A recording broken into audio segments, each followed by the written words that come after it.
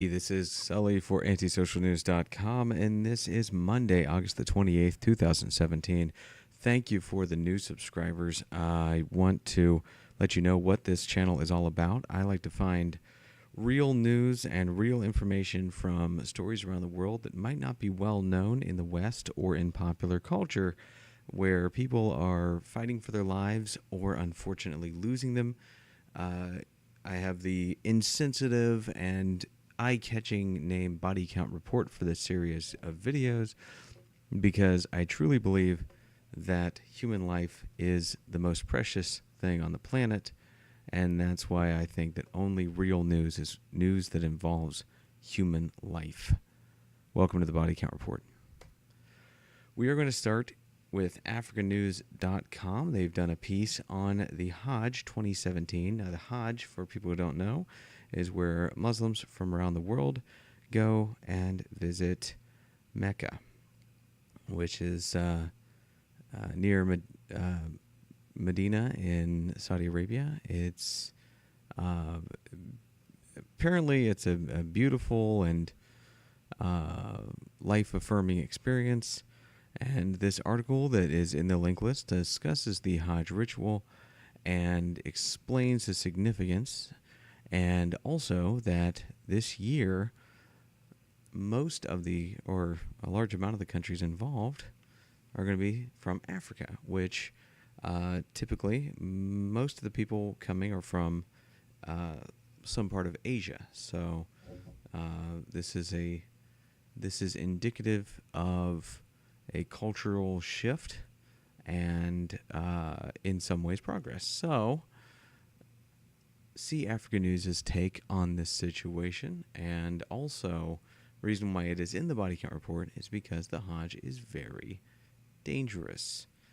There has been several instances of mass death on the Hajj, not from terrorism, but from tramplings and ridiculous situations like that. So this is a very interesting process, and it does make world news. It is essentially a mass migration of people that happens, and keep an eye on it.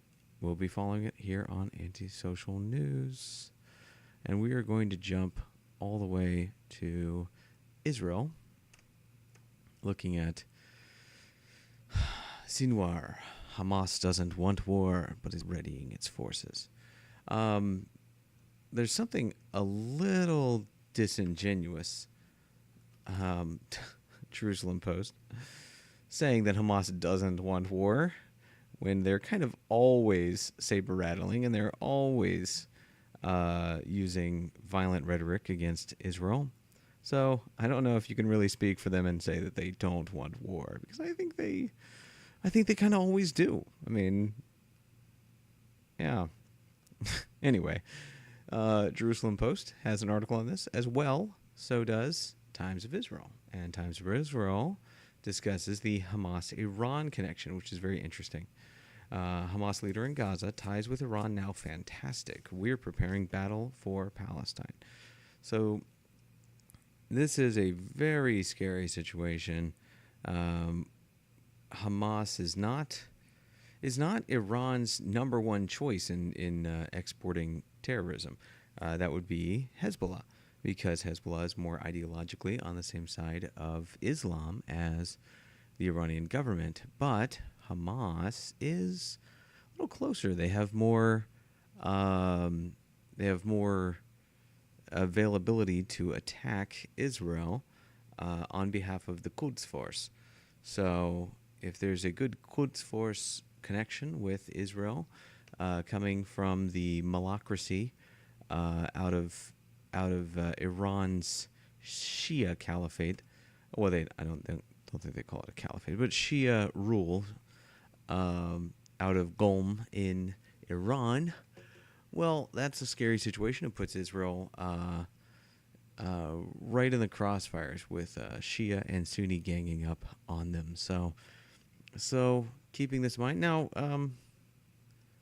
I have some contacts in Israel who are telling me that this is sort of an everyday thing, so this might be some of our news media or people who know that we're the world is looking, sort of making a big hacks out of everyday stuff, but, something to keep an eye on. I hope they're right. I hope the people that are sort of brushing this off as everyday saber-rattling are correct, and this story just evaporates. Moving on to the Philippines. The Manila Times, 2 New People's Army rebels killed in Isabela encounter. So, the New People's Army. All right.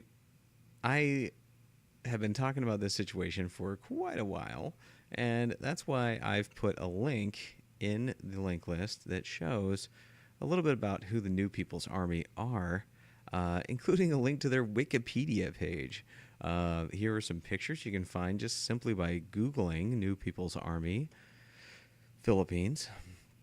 They appear to be very well organized. Some of them are very well dressed. These guys are just sort of wearing T-shirts, but I'm guessing that's because it's very hot in Mindanao. It's very hot in most of the Philippines, but southern Philippines especially. Oh, these guys aren't NPA. This is BIF. That's the Bangsamoro Islamic freedom fighters. So that's a different group. Here we go. These are NPA. We do a Google search, different groups pop in there. But proud of myself for being able to catch that one there. All right. Here we go. Look, what is this? What is this? It's just a piece of paper printed out and stuck on a shirt. Come on. Oh, I'm disappointed.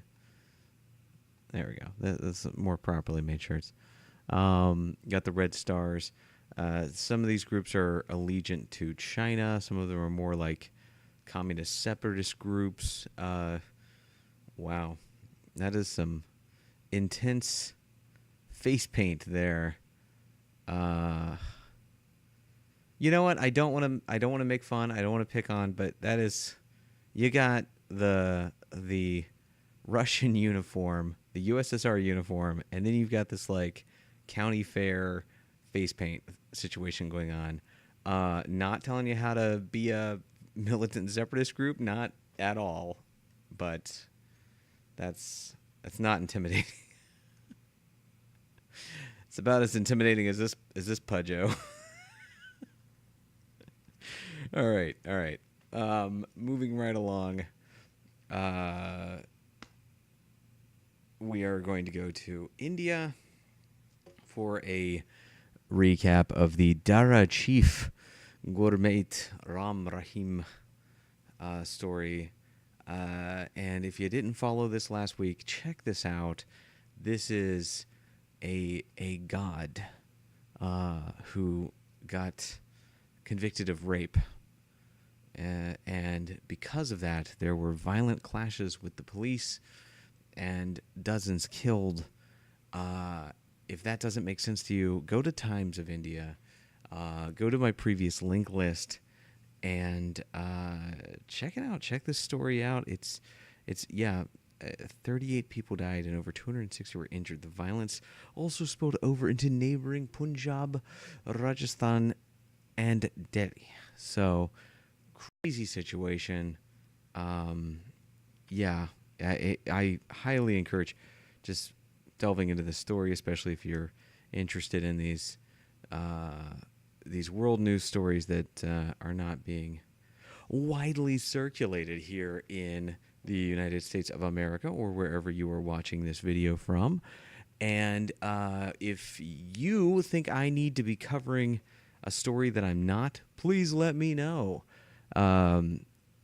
Like, comment, subscribe, or dislike, and comment and tell me what you didn't like about the video.